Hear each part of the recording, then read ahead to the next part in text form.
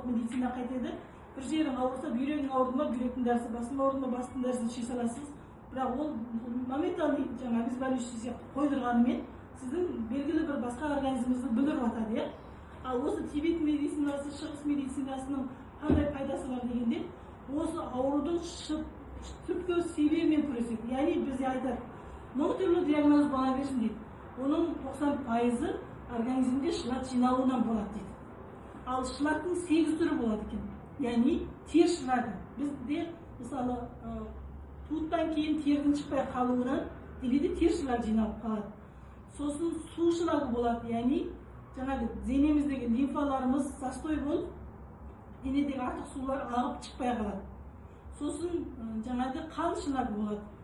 Қанымыз тазармайды, жаңағы қанымыз холестерин болып қойылып жатыр.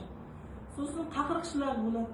Өкпедегі қақырықтар әр жөтелген сайын, тұмауратқан сайын жаңағы толық шықпаса, мысалы мұрын гайморит болады. Ода қақырық шлагын жинайды, мұрындағы гайморит болсын, жаңағы неше түрлі мұрынның недері бар ғой, ода қақырық шлагын жинайды.